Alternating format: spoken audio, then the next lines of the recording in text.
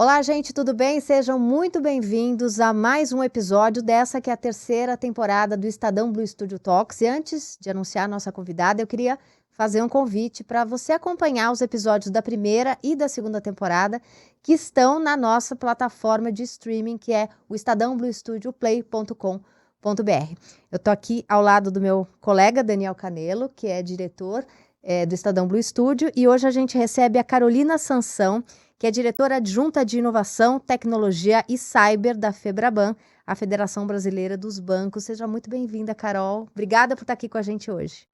Em nome da FEBRABAN, eu que agradeço o convite para participar aqui com vocês. Bom, eu queria começar do geral, né? A FEBRABAN, ela, não sei se isso é claro para todo mundo, mas atua ali para cuidar dos interesses do setor bancário, mas ao mesmo tempo fiscaliza, orienta essas entidades financeiras para que, entre outras coisas, né, a população brasileira tenha acesso, né, aos serviços bancários, algo que é muito, muito importante, que isso seja que seja feito sob algumas normas, sob algumas regras, né? Eu queria que você explicasse um pouquinho para a nossa audiência, né, para quem está nos assistindo, qual que é esse papel institucional da FEBRABAN. A FEBRABAN hoje possui por volta de 115 bancos associados. E de todos os tamanhos. Eu acho que o primeiro mito que a gente tem que derrubar é que a FEBRABAN só atua para grandes bancos. Não, dentro da FEBRABAN a gente tem os grandes bancos, a gente tem os bancos médios, a gente tem os bancos pequenos, a gente tem bancos de investimentos, bancos de nicho. Então, são aproximadamente 115 bancos. E o nosso papel, a gente tem uma área que cobre diversos assuntos e o nosso papel é um papel técnico. O que significa um papel técnico? A gente navega desde a questão da economia, da área de economia, dos estudos que a gente promove nessa área, até a questão de inovação. A gente acompanha a agenda hashtag do Banco Central, a gente acompanha a evolução do mercado com os bancos.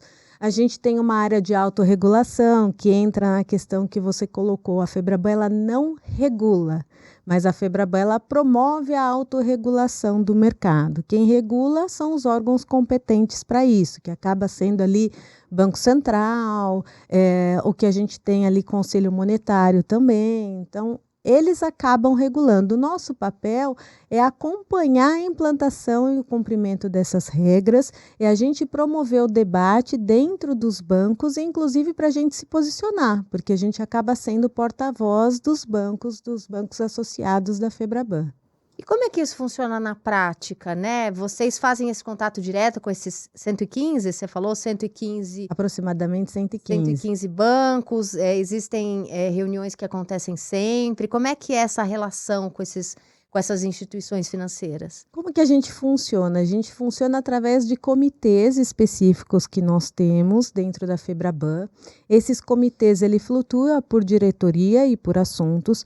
No caso da diretoria que eu sou responsável dentro da FEBRABAN, a gente tem o Comitê de Inovação e Tecnologia, por exemplo. Dentro desse comitê, a gente tem por volta de 25 bancos discutindo uma série de assuntos, como a própria inovação que a gente vem acompanhando a implantação, seja Pix, seja Drex, seja Open Finance, a questão de tecnologia dentro desse comitê, através da implantação que a gente tem, biometria, coloca inteligência artificial, quais são os tópicos, o que é tendência. Então, dentro do Comitê de Tecnologia, a gente discute assuntos afins. Mas as outras áreas, a gente tem Comitê de PLD, que é Prevenção à Lavagem de Dinheiro, a gente tem Comitê de Prevenção a Fraudes, a gente tem de Economia, que funciona como um grupo de bancos discutindo uma pauta promovida pelos próprios bancos ou provocada pela própria FEBRABAN. Então, é um momento que os bancos possuem, é um espaço que os bancos possuem para conversar entre eles de assuntos técnicos e assuntos específicos do mercado. E uma outra questão também, a gente fala de comitê, geralmente até a terceira linha de decisão do banco, porque a pessoa que representa o banco no comitê, ele precisa ter a caneta para tomar alguma decisão, para se posicionar. Mas quando a gente precisa um estudo mais técnico, trazer uma equipe mais técnica para a discussão, a gente acaba criando grupos estratégicos de discussões ou até squads, que a gente promove um assunto, discute com um tempo específico, com um entregável claro, para a gente ali promover essas discussões e também demandado por esses comitês. Então, a organização da Febraban são esses comitês com cerca de 25 bancos, aí diferentes bancos, cada comitê tem um banco ali, pode ser o mesmo banco ou não, isso depende de cada organização, e promove grupos e squads para discussões. Carol, como um banco participa da Febraban? Que tipo de critério vocês utilizam? Enfim, o que um banco precisa ser para ser um associado, né, da Febraban? O banco, dentro da própria página da Febraban, tem todas ali quais são os nossos associados e como se associar à Febraban. A gente tem um comitê diretivo dentro da Febraban, que é o que toma a decisão. Então, tem um banco específico que quer ser associado à Febraban, ele vai fazer uma inscrição, vai colocar ali as questões solicitadas de um cadastro realmente para um pedido de associação, só que a gente tem um grupo que a gente chama de Direx, que é uma instância, é um comitê diretivo da Febraban, que é onde eles tomam a decisão a respeito do pleito. Olha, tal banco pediu e etc. E é avaliado em colegiado por esses bancos. Então ele tem que responder uma série de critérios, é isso? Eu não tenho claro quais são os critérios específicos que eles avaliam para a entrada de um novo associado. Mas ser associado à Febraban é uma coisa importante, relevante, né? Você tem ali um selo de um banco associado à Febraban, certo? Sim, existem as discussões, existem os critérios de aceitação, existem os pedidos. Recentemente, inclusive, o próprio BNDES se associou à Febraban, que não era associado à Febraban, mas entrou esse ano ali recentemente, e passa por essa avaliação. É uma discussão colegiada dos bancos. E o que mais importa ali no final das contas é a Febraban ela tem a responsabilidade de representar esses bancos perante a sociedade. Então, é a voz do setor. Então, esse banco, ele precisa realmente, é feita uma avaliação porque ele precisa falar conosco, ele precisa falar com esse grupo de bancos no momento de um posicionamento. Então, é feito um critério ali de avaliação e a Direx toma a decisão ali para a associação ou não de um banco, de uma entidade ali, a Febraban.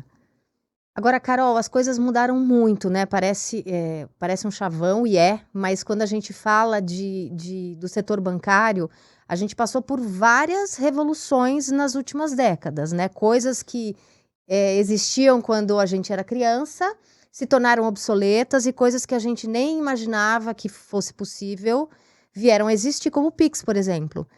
Eu estava conversando com uma prima minha que mora na Inglaterra e eu expliquei para ela o que era e ela ficou simplesmente maravilhada. Como assim? Você não precisa... É só um dado da pessoa, você não precisa da senha, da conta, né? Então, a gente tem coisas que ficaram para trás e se a gente se comparar com outros países, tem muita coisa relevante e importante sendo feita, né? Eu queria que você fizesse um balanço de todas essas transformações pelas quais o setor bancário tem atravessado aí nas últimas décadas. O Brasil sempre foi uma referência, né, como um sistema bancário complexo, assim, no bom sentido do termo, né, que funciona, integrado e tal. Então... Acho que a primeira coisa que a gente pode falar para as pessoas é que a gente precisa ter muito orgulho do que a gente fez e aquilo que a gente tem no mercado financeiro. Os brasileiros costumam ter a síndrome do vira-lata e se te criticar muito referente a muitas coisas que a gente tem e problemas que a gente tem no Brasil, mas o mercado financeiro ele sempre esteve muito à frente dessas inovações e os bancos aqui, até perante a Febraban, nós sempre estivemos na vanguarda da implantação de novas tecnologias, ao fomento à inovação.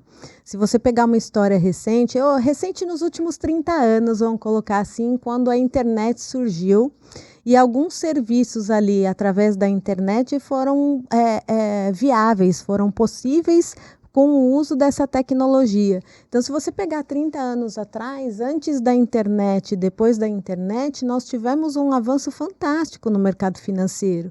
Com a internet, nós migramos o primeiro internet banking ali por volta de 1996.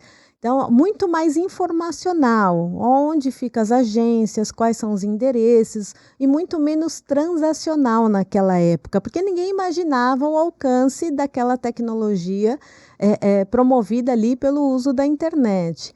Depois, meados dos anos 2000, nós implantamos o primeiro aplicativo mobile, o primeiro banco dentro de um celular. Ainda também começando as questões ali, quando você fala de uma migração e uma transformação digital no mercado financeiro. E a partir dali, então, da invenção da internet, antes tivemos marcos importantes, até a própria, em 1994, com o Plano Real, deu uma chacoalhada na economia, que também proporcionou muita coisa, foi base para um crescimento mais sustentável no Brasil. Antes disso, nós tivemos algumas inovações, só que a gente divide esse marco com a entrada da internet. E depois dos anos 2000, foi uma sequência de acontecimentos, não só esse incremento e o investimento dos bancos para proporcionar para a população a questão do internet banking, a disponibilização de serviços, produtos dentro da internet, seja no aplicativo ou seja pelo próprio computador a pessoa acessar um banco, isso cresceu muito. E de lá para cá, junto com tecnologias que suportam esse tipo de inovação, como não adianta só a gente implantar uma inovação, a gente precisa implantar com segurança. Então, a gente estuda todos os cenários. O que é trazer um internet banking para a população? Qual que é o tipo de acesso que eu posso fornecer e como eu garanto essa segurança para aquele cliente utilizar os serviços via aplicativo? O que é a questão de biometria, Face ID? O que é a questão da segurança cibernética? Porque quanto mais serviços a gente expõe na internet, mais a gente tem que se proteger contra qualquer vulnerabilidade. Então, o mercado financeiro ele sempre esteve par e passo com essas inovações. E os bancos sempre à frente disso, porque a gente vê uma inovação surgindo, algum lugar discutindo alguma questão, a gente já puxa, a gente quer saber, quer ver o que precisa implantar, ou como eu posso fazer, se aquilo é viável ou não. E uma outra coisa que é importante falar nessa questão de inovação, é que muitas pessoas têm o conceito, olha, o Pix surgiu e surgiu como? São anos de discussões antes da gente implantar uma inovação. Isso é importante, não é que eu durmo... dia, acordo e falo, criei o Pix. Dormi no dia seguinte eu tenho o Pix no celular. Então, a inovação, ela vem consistente, ela vem com discussões, sejam entre os bancos, seja banco regulador. Então, quando foi a implantação do Pix, tem até uma linha do tempo colocando. A gente iniciou as discussões primeiro para tentar resolver um problema. E qual que era o problema? Como é que eu proporciono transações para os nossos clientes sem parada? Porque antes a gente já tinha transações digitais e já era muito usado, como TED, como DOC. Só que a gente tinha uma grade de horário devido aos sistemas que a gente tem rodando, uma série de coisas. Então, como que eu proporciono isso para a população? Então, a gente veio ali em meados de 2014, 2016, começou mais fortemente essas discussões de proporcionar esse tipo de funcionalidade para os clientes finais. Então, tinha um problema ali a ser resolvido. Resolvido. Primeiro foi qual que é o problema que eu quero resolver. Eu quero colocar na mão da população transações sem parada, 24 horas por dia, 7 dias por semana. Ainda a gente não estava nem falando de velocidade, a gente estava falando de disponibilidade. Qualquer hora. Isso. Como que eu faço? E aquilo foi sendo estudado. Quais são os países que estão estudando o pagamento instantâneo? Como que eles operam? O que tem? O que não tem? Então, a gente faz um benchmark em demais geografias. Nem sempre as demais geografias têm, inclusive.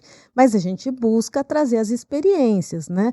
E quando a gente para pensar no próprio Pix, ele foi sendo construído ao longo de anos até a sua implantação em 2020.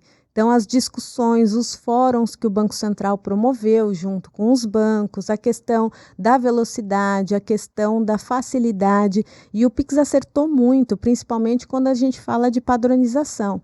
Independente do banco que você entre, a jornada do Pix é igual. Uhum. Então, eu tenho conta no banco A ou no banco B, se eu for receber ou fazer um Pix, eu opero da mesma forma. Às vezes a pessoa que está mandando não sabe qual é o banco de quem está recebendo, inclusive, né? Dependendo da chave Pix que a pessoa escolhe, né? Essa foi outra sacada, porque para fazer uma transação anteriormente ao Pix, eu tinha que saber nome, eu tinha que saber agência, CPF, conta corrente, uma série de informações para eu conseguir realizar uma transação. O Banco Central endereçou isso com as chaves Pix. Então, eu consigo associar uma conta corrente minha ao meu e-mail. E facilitou muito. Eu não quero que a pessoa saiba minhas informações.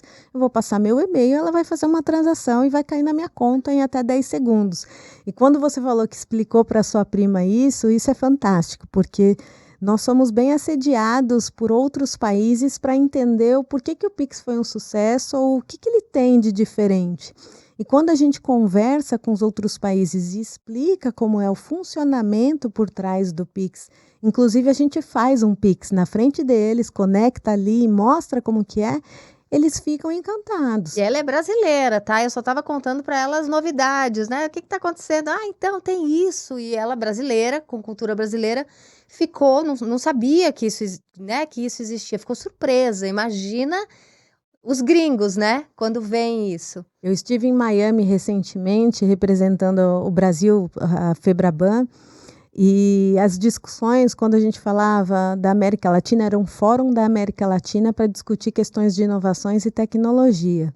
Era sempre assim, o que o país está fazendo A e o que o país está fazendo B. Não, o Brasil não conta, o Brasil já fez. Aí vai para uma próxima inovação. Então, eles estudam a gente realmente para ver como eles viabilizam isso dentro daquela região.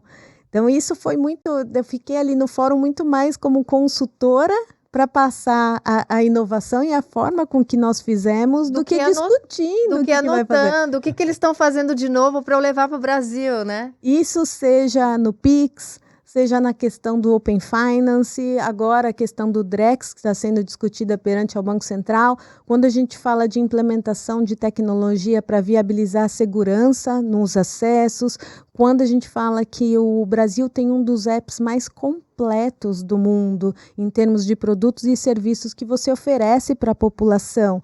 O que a gente fez na Febraban, é até interessante, é uma migração do seu banco, que antigamente você ia até uma agência para ter acesso a alguns serviços financeiros, hoje você tem um banco na palma da sua mão. Então, isso é fantástico, quando você explica o que a gente tem, o que é possível fazer via um aplicativo e com a segurança que a gente tem para fazer todas essas transações, para a gente entrar e se conectar no banco, né?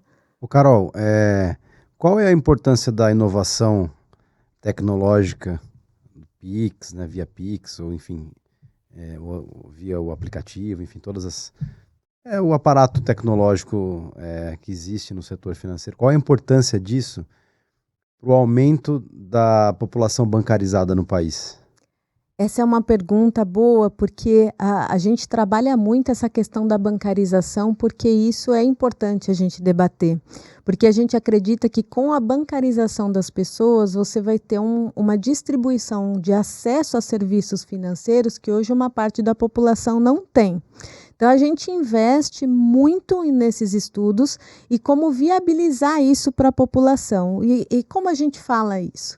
A gente tem uma pesquisa de tecnologia bancária que a gente promove anualmente esse estudo com os bancos. Essa pesquisa, ela direciona um pouco as tendências que a gente tem.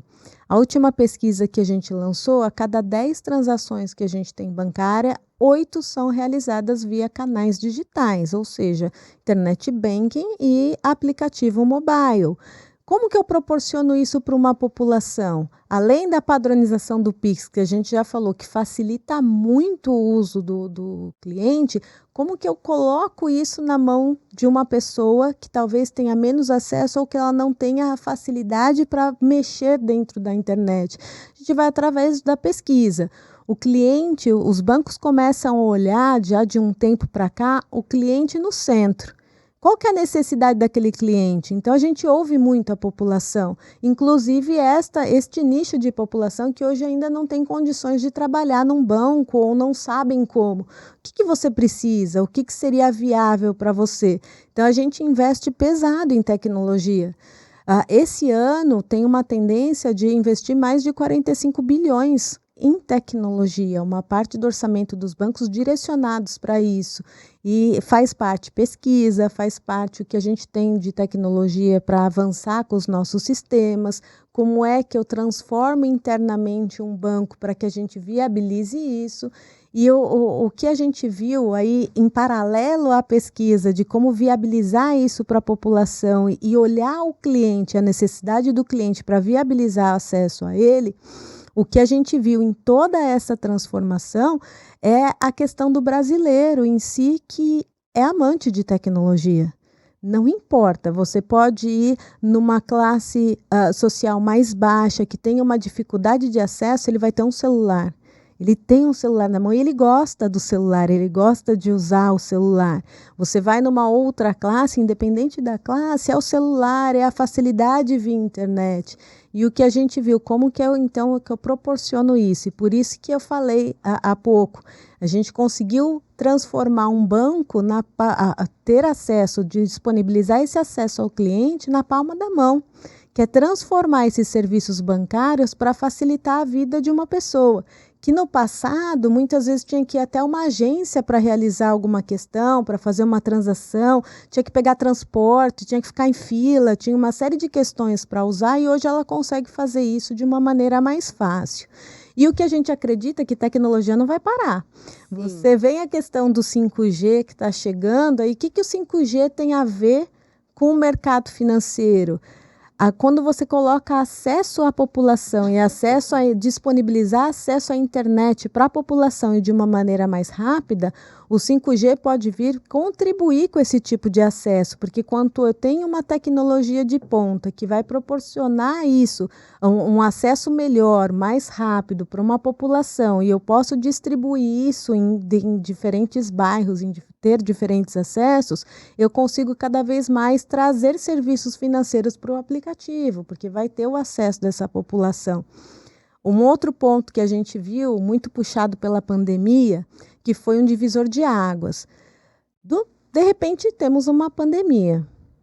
Ninguém esperava. Quem fala no século XXI, 2020, nós teríamos uma pandemia mundial que ia parar todos os setores, parar tudo aquilo que era possível parar, só que a gente não parava de receber conta, né? Para pagar, a gente tinha uma organização financeira que a nossa vida não parava. O que parava ali era uma questão de um cuidado e a questão de que fique em casa, para quem puder ficar em casa, fique em casa, que a gente está passando por uma situação completamente atípica. E essa geração que hoje está aqui, a gente nunca passou por isso.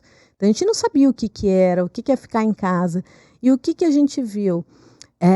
No mesmo ano, a implantação do Pix, que ajudou muito, facilitou muito as transações, essa migração, mas foi um divisor de águas porque nós vimos uma tendência e o uso dos dispositivos móveis, o uso do internet banking crescer exponencialmente, porque as pessoas ficavam em casa, mas elas tinham que pagar conta. Elas ficavam em casa, o cartão de crédito vencia, elas ficavam em casa, tinha que pagar um convênio médico para quem tem essa possibilidade de ter um convênio médico privado. A gente tinha que facilitar isso, não mandar a pessoa para uma agência para realizar algum tipo de pagamento. Ela tinha que conseguir fazer isso de onde ela estivesse. Dentro de casa, quem conseguisse isso, dentro de casa, dentro da segurança ali do lar. E uma outra questão que foi o divisor de águas é que durante esse período nós tivemos que viabilizar, aí sim, foi quase do dia para a noite. Um dia a gente dorme, no outro dia a gente tem que acordar, facilitando o acesso da população para receber um auxílio social do governo. Então, como é que a gente dorme num dia e no outro dia de fazer essa distribuição de auxílio para as pessoas? Então, os bancos fizeram, sim, uma força-tarefa para disponibilizar isso. E isso bancarizou muita gente, porque a maioria ali das questões, desde a abertura de conta até o auxílio, foi feito de forma digital. Nós estávamos numa pandemia. Então, o acesso de uma população que necessitava de uma ajuda social naquele momento foi promovida pelos bancos, com toda a questão de um dia para a noite acordar e no dia seguinte eu ter que promover isso para a população. Então, nós fizemos essa movimentação e fizemos muito rápido, com a ajuda do governo, com o auxílio que nós tínhamos ali, com a questão da distribuição rápida de recursos, porque a pandemia limitou o acesso de muita gente a sair todo dia para trabalhar, muitas vezes não foi possível. A questão de quem sobreviveria de comércio naquela época e o comércio fechando e precisando desse auxílio, então a gente viabilizou muito essa questão para uma população que não necessariamente já tinha acesso ao serviço bancário. E como eu falei, isso auxilia, a questão da bancarização auxilia um serviço social que é você prestar o acesso ao crédito para aquela população. Então, isso ajuda muito. Então, a gente une uma série de fatores na questão da bancarização. A tecnologia, a facilidade, as pesquisas de tendência de tecnologia, o cliente no centro e a gente ouvindo que a necessidade dele para a gente priorizar isso, os nossos desenvolvimentos, e esses programas sociais, essas questões que a gente precisa auxiliar a população. Então, essa somatória aumentou essa questão da bancarização, viabilizou mais esse acesso aos serviços financeiros para uma determinada classe da população. Carol, estou super curiosa com essa pesquisa que você falou que é feita com essa frequência, né? Queria saber como é que meu pai está nessa pesquisa, porque meu pai é o tipo de pessoa que prefere pagar a conta na boca do caixa. Porque ele diz que ele não confia, porque vem grampeado ali o comprovante, né? Ele prefere, claro, durante a pandemia a gente auxiliou ele com as contas ali e tal, não sei o quê, mas ele confia se ele for na agência. Então, essa coisa digital para ele, né? Ele fica, embora a gente mande dinheiro para ele por Pix e ele receba, o resto ele desconfia. Receber tudo bem. Duro é pagar as contas, ele acha que tem que pagar o plano de saúde na boca do caixa, enfim. Como é que estão essas pessoas mais idosas quando esse mundo de tecnologia é ofertado para elas, né? É claro que tem pessoas idosas que têm super facilidade com o smartphone, que logo se adaptam, mas essas pessoas que tiveram esse hábito de ir ao banco, do papel, da conta que chega pelo correio, tal, elas são mais refratárias quando você é banco, né? Quando você é agência, oferece ou fecha ali uma agência e ele, né, ou diminui ali o número de funcionários, porque você não tem mais essa necessidade de tanta gente, já que as pessoas usam a internet bem. Como é que vocês veem essa população e como é que vocês atendem, né? Porque eles também são clientes, também têm as suas necessidades e preferências, né?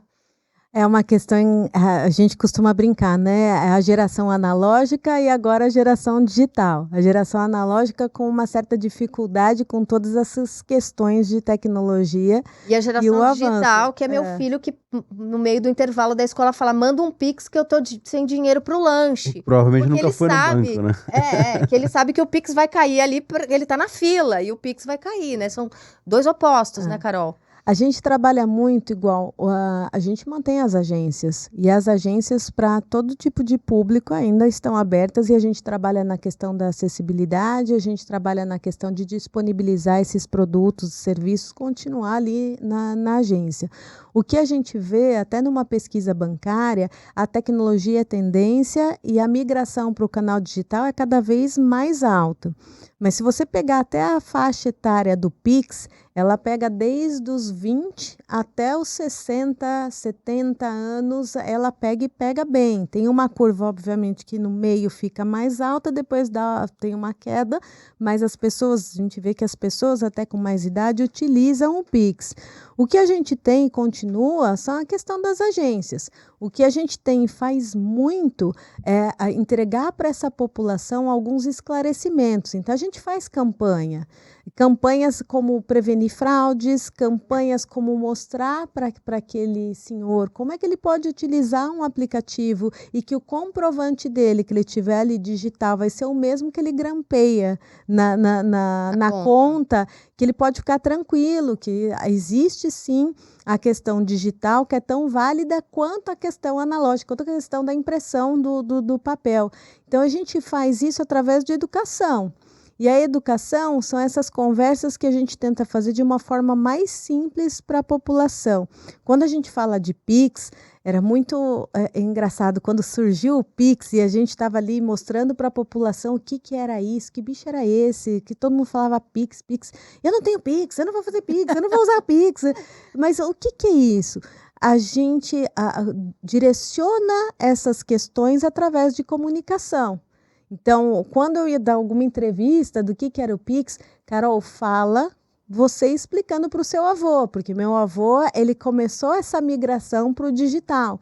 Então, como é que você vai explicar que a pessoa pode utilizar um canal da internet para fazer uma transação? Você tem que explicar o beabá. E não é só o beabá, olha, você clica aqui, você faz isso, você faz aquilo, para a pessoa virar um robozinho e ficar clicando e indo atrás. Olha, através do seu aplicativo do banco, você vai ter a questão da visualização do seu extrato, que é da mesma forma que você vai numa agência e imprime. Inclusive, se você cruzar os dois, eles estarão iguais. Independente do momento, se você não realizar nenhuma transação nesse meio termo, os dois são iguais. A questão do extrato na agência, a questão do extrato no celular, você vai ter um acesso mais rápido àquele serviço que vai estar na palma da sua mão. Então, você explica, você contextualiza o porquê. Então, a educação faz parte. E a educação não é só para jovens que já nascem com o dedinho ali, já sabe onde clica. A educação é você passar uma segurança para essa população que acredita ainda no grampo, na conta, como ela pode utilizar o serviço. Como ela pode migrar, como isso pode ser mais fácil a ela, como ela pode fazer isso sem sair de casa. Mas nós não tiramos as agências, a gente tem correspondentes que auxiliam, a gente tem as agências hoje como um ponto de apoio para a população que entra lá e procura um serviço específico, procura ter acesso a alguma informação. Só que as agências permanecem, as agências físicas. O que a gente faz é essa explicação de uma maneira mais simples para que essas pessoas entendam o uso da tecnologia e o porquê da tecnologia, né? Não ter essa resistência à tecnologia. É educação e é um trabalho de formiguinha. Uhum. É um trabalho que você tem que falar, você tem que mostrar para o seu pai como é que ele faz. Olha, pai, eu fiz um Pix, eu não saí de casa, eu não fui na agência depositar um dinheiro na sua conta, eu fiz uma transferência.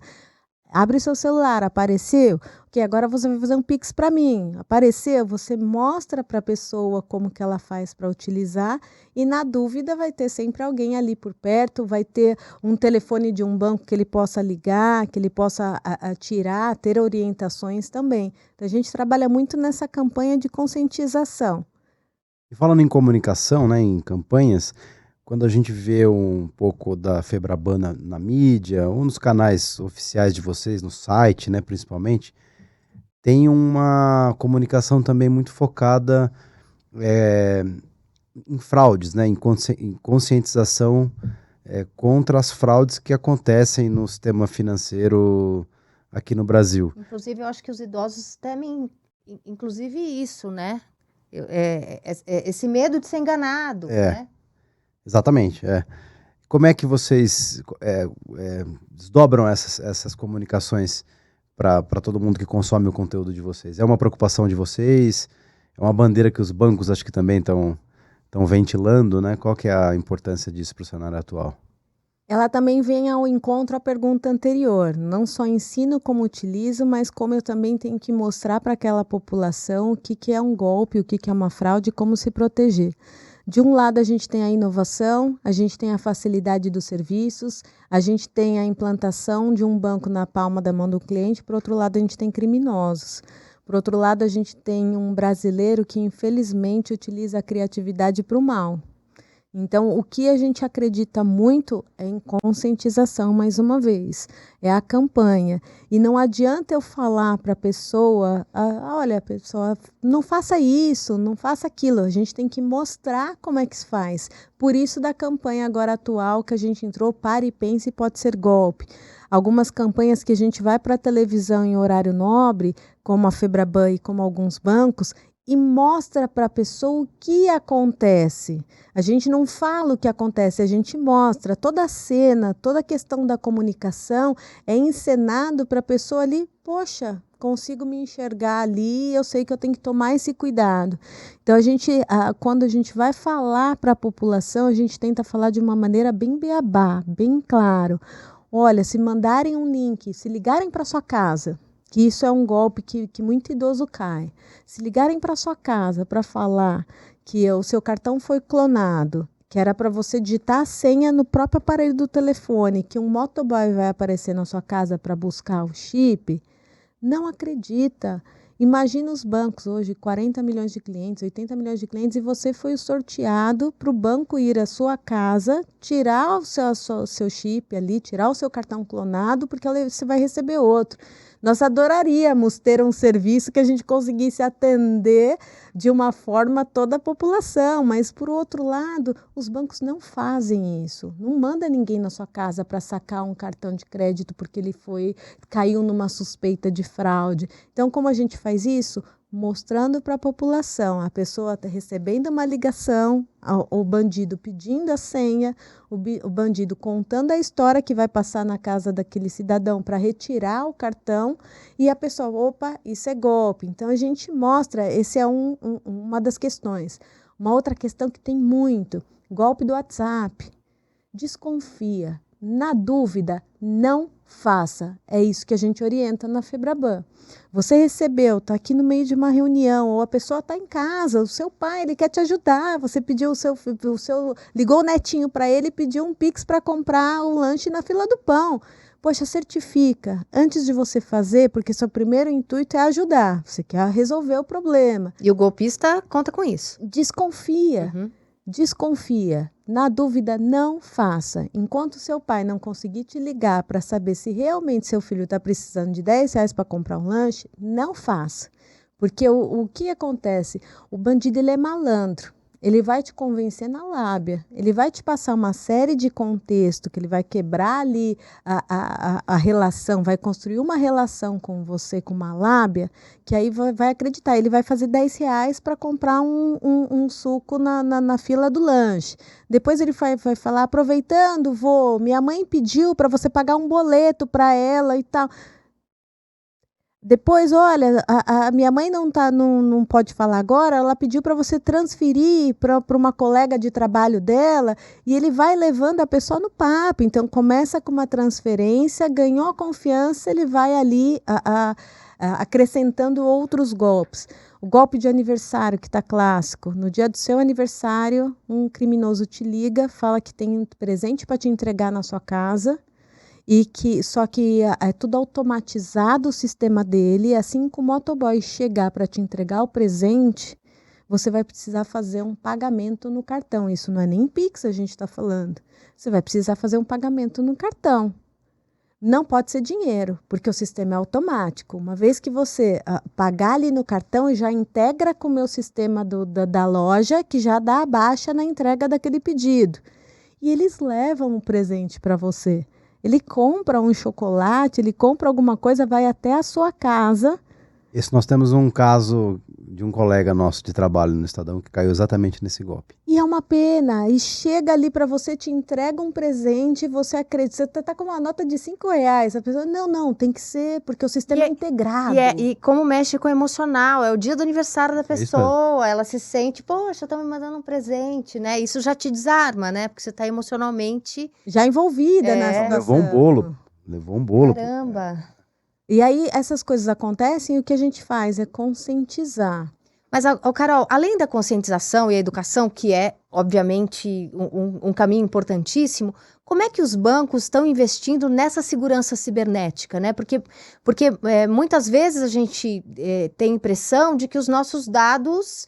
né? Como é que a pessoa sabe do aniversário do nosso colega, por exemplo, né? A gente tem a impressão de que os nossos dados estão voando, né? Como é que os bancos fazem para investir para que cada vez seja menos necessário ir por esse caminho apenas da educação? Sim, a questão da segurança, igual. Primeiro, a gente tem que desmistificar 3 coisas. O que é ataque cibernético, o que é fraude e o que é golpe. São três coisas diferentes. Ótimo. Ataque cibernético, qualquer dispositivo seu que tenha acesso à internet, ele é vulnerável para receber um ataque de um criminoso. Seja para ele invadir, por exemplo, eu tenho uma câmera na minha casa que monitora tudo.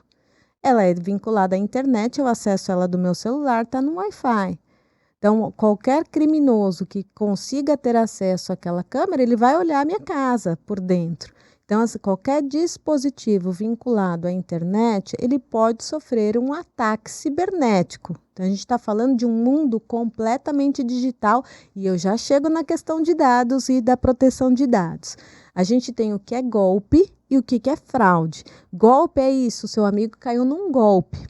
É o cliente presente fazendo uma transação. Seu amigo pôs o cartão dele na máquina, ele digitou a senha porque ele acreditou num criminoso. Isso é golpe. O golpe do motoboy que vai retirar o chip do seu cartão é golpe, não é fraude.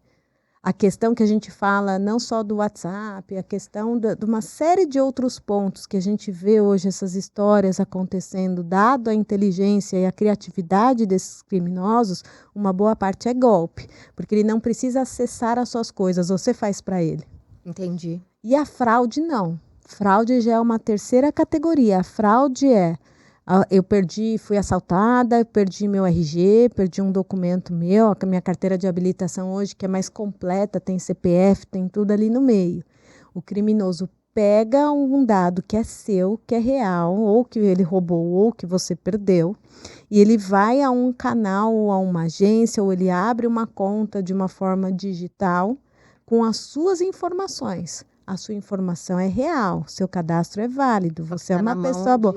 Exato. Eles manipulam uma foto, eles manipulam o seu documento para que ele possa se passar por você e obter crédito, obter empréstimo, obter uma série de coisas. Em pouco tempo, aquele cliente que acabou de abrir uma conta com as suas informações que são verdadeiras, mas manipulado foto, manipulado alguma informação e consegue obter uma série de coisas, isso é fraude. É o cliente não presente, o cliente não participou de nenhuma forma daquela ação criminosa. Então, a primeira coisa é desmistificar os três, eles podem se encontrar em algum momento. Como eu posso sofrer um ataque de phishing, que eu já explico o que é um tipo de um ataque cibernético, e através desse ataque de phishing, ele conseguir obter a informação dos seus dados e conseguir aplicar um golpe em cima de você. Então, em algum momento, alguns tipos de golpe e de crime, eles se cruzam. E o que é um phishing? Vocês já devem ter recebido isso, né? Uma mensagem, olha, seus pontos estão expirando, clique aqui e manda um link falso. A questão de você receber um e-mail dizendo qualquer informação, eu sou da Receita Federal. Aí a Federal, eles escrevem com U no final. E tal. Tem gente que não se atenta, o cérebro passa a Receita Federal e já vai, ele nem se atentou que a Receita Federal, porque sempre que você pegar vai ter um erro de português ali no meio. Então você vai, é um link para você clicar, no momento que você clica nisso, que é o phishing, ele instala algo malicioso, seja no seu celular ou seja no seu computador, e ele passa a ter acesso às suas informações. Então em algum momento isso se cruza, mas não, são coisas totalmente diferentes. E para unir forças aqui que a gente tem com a segurança, com o setor e etc., a Febraban criou o Laboratório de Segurança Cibernética. Como a gente trabalha essas questões? Desde com a entrada da inovação e com a disponibilização e o avanço da tecnologia, a gente oferta o que é de melhor e mais moderno para os nossos clientes, o que você viabiliza para que eles realizem transações, que eles contratem serviços, sem necessariamente precisarem ir até uma agência. Por outro lado, eu preciso da segurança. Eu preciso garantir que o aplicativo que você instalou do seu banco no seu celular, ele é seguro. Então, os bancos investem pesados em ferramentas para proporcionar essa segurança. E desde 2019, a Febraban tem um comitê específico de cibersegurança. Dentro desse comitê, foi tomada a decisão da gente criar um laboratório de segurança cibernética, que foi o primeiro feito no setor financeiro daqui do Brasil. E o que a gente tem nesse laboratório? Nós trabalhamos através de pilares. O que a gente discutiu lá atrás é o que eu poderia fazer como Febraban que não interferissem nas atividades que os bancos já fazem hoje, que é o monitoramento constante que eles têm da sua rede. Então, o que eu posso oferecer? Capacitação. Eu preciso treinar pessoas para que elas sejam capazes de trabalhar numa área de segurança cibernética. Então, a gente oferece capacitação. Os bancos mandam recursos para a gente treina os recursos e devolve para os bancos. Então, isso a FEBRABAN, ela assume esforço, ela não compete esforço dentro dos bancos. O que a gente faz é simulação de ataque. Isso é bacana, a gente simula um ambiente real. A gente coloca 2 times, um time de atacante e um time de defesa, e a gente começa a promover ali como se fosse uma guerra cibernética. Por quê? A gente sabe que é na hora da prática, do pega para capar, que você vai ter que se aprender, se virar. E ver onde tem, eventualmente, ali uma brecha ou não, né? Isso, então a gente faz esses exercícios na prática. O que a gente tem também é a questão de padronização, que é um dos pilares do laboratório. O que é isso? Os bancos investem pesados em segurança. A gente proporciona isso aos nossos clientes. Mas o que a gente viu foi uma tendência de migração de ataques direcionada a uma cadeia de fornecedores estratégicos dos bancos. Como, por exemplo, eu ataco uma empresa que fornece serviços de telecom para o banco. Eu tirando essa empresa do ar, eu posso acabar com a credibilidade daquele banco que tem que ter um call center para atender os seus clientes. Então, é uma cadeia de serviços relevantes e não necessariamente ele teve acesso ao banco. O que a gente tem, então, dentro desse pilar de padronização é como é que eu aumento a maturidade desses prestadores de serviços relevantes para que eles se protejam também a qualquer tipo de crime cibernético. Então, esse é um pilar que a gente trabalha bastante com fornecedores de banco, o que eles precisam fazer para trabalhar para o banco, para disponibilizar esses serviços para os bancos. A gente tem um pilar de inteligência que acompanha um pouco a Deep e a Dark Web, que é onde os criminosos falam com mais liberdade ou planejam qualquer tipo de ataque contra o mercado financeiro. A gente navega nesses fóruns, a gente busca entender quais são essas movimentações, o que estão falando, quais são os tipos de possíveis ameaças que a gente tem aqui de ataque. Esse é um pilar de inteligência. Fora que a gente pega nesse pilar um ataque real que aconteceu. Vou dar um exemplo. O Banco do Chile, alguns anos atrás, sofreu um ataque cibernético. O que a gente faz? A gente vai lá buscar entender o que aconteceu. Até porque a gente precisa aprender. Então, a gente busca o ataque, fala, olha, a pessoa entrou dessa forma no banco, conseguiu ultrapassar tais barreiras de segurança, aqui tinha uma vulnerabilidade. Então, o que a gente faz dentro do pilar de inteligência é estudar aquilo que aconteceu. Tanto aquilo que deu certo, que o criminoso infelizmente conseguiu, quanto aquilo que ele não conseguiu. E a gente dissemina esse conhecimento entre os bancos associados, para, olha, aqui, essa ferramenta aqui tem uma vulnerabilidade que precisa ser tratada dessa forma. Então, a gente indica isso dentro do pilar de inteligência. E esse ano nós lançamos o pilar de inovação, que é o que a gente tem de tendências tecnológicas de segurança cibernética, para cada vez mais a gente investir e trazer isso para os bancos. Então, o Laboratório de Segurança Cibernética ele foi criado para auxiliar o mercado, auxiliar os nossos bancos associados a cada vez mais ter esse serviço de excelência em segurança. Nós estamos engajados com isso.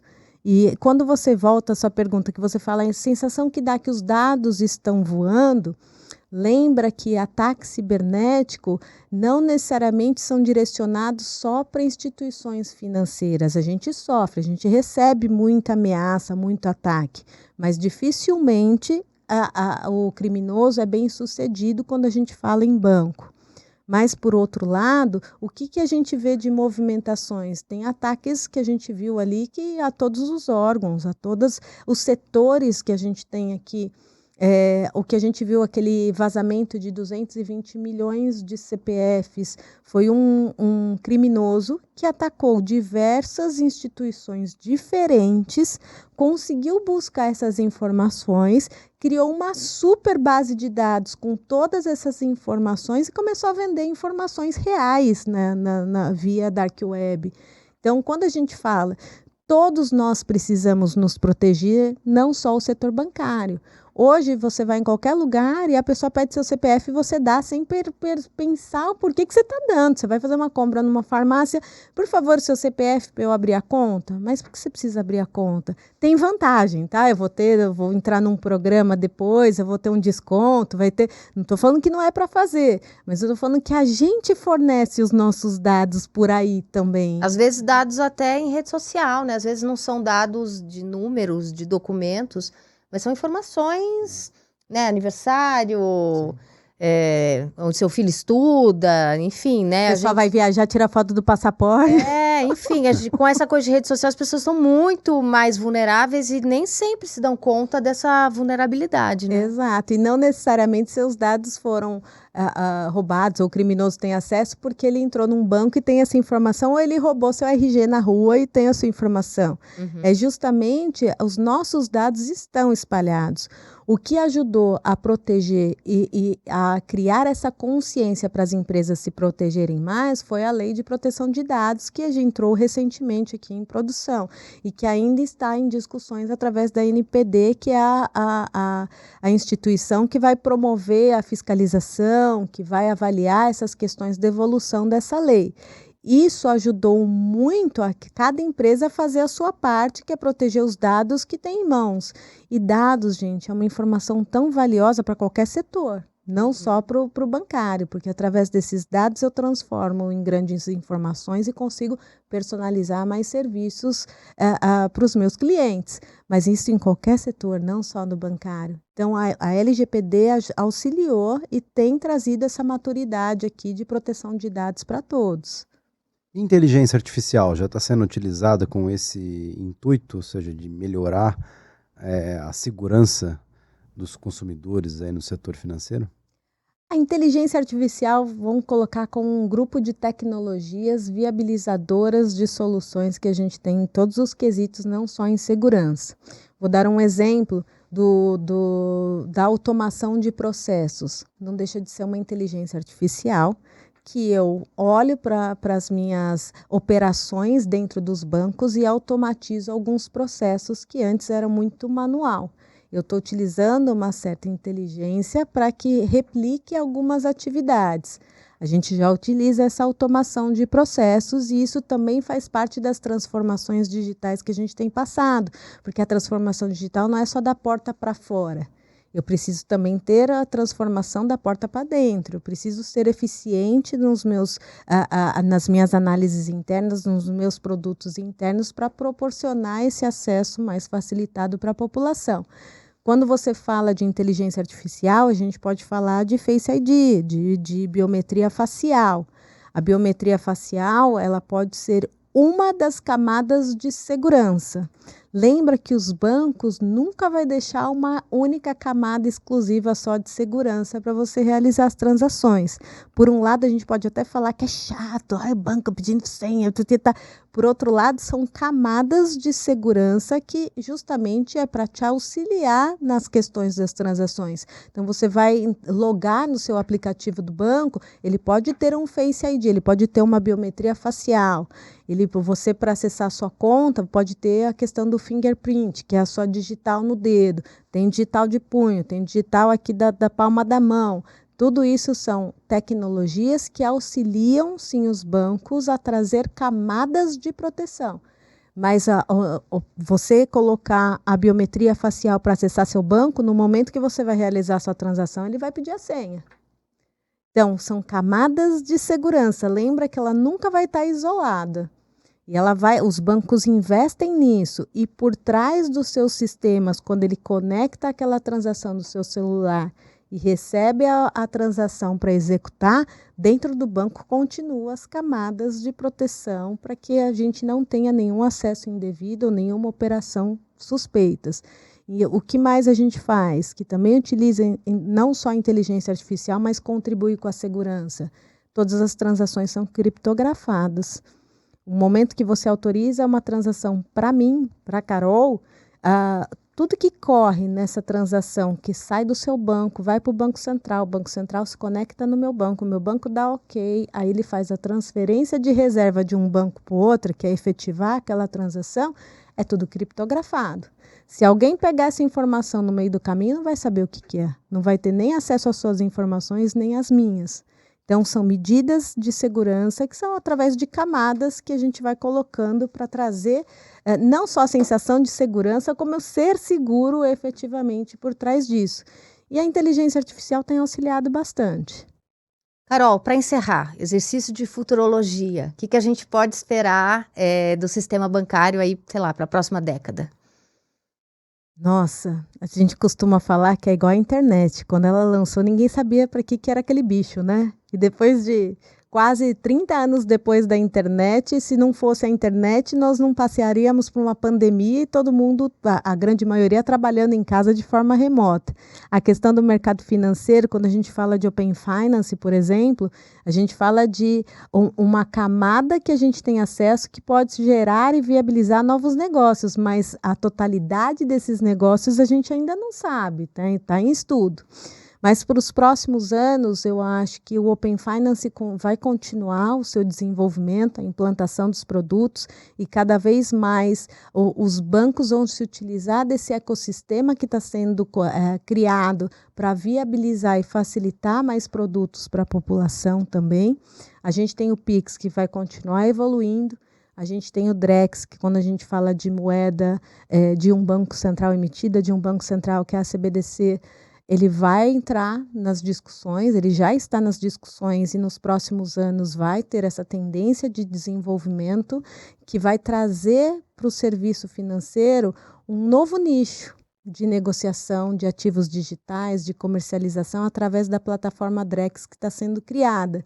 Então, o que eu acho, eu não consigo falar para os próximos 10 anos, mas os próximos anos aqui que a gente tem é evolução do Pix, implantação do Open Finance, a questão da inteligência artificial, a questão das medidas de segurança vai continuar sendo um investimento, a questão do Open Finance. Então, a gente vai ter um grupo, seja de produtos ou seja de tecnologia pura, que a gente vai continuar investindo, estudando, para ver o que a gente consegue tirar de melhor para entregar para a população esse serviço.